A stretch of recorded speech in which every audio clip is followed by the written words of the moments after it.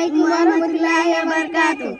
পৃথিবীতে কেউ যদি বলে আমাকে কাকে বেশি ভালোবাসো তুমি, তুমি বলবো আমি প্রাণের চেয়েও দামি আমার মা জননী, আমার মা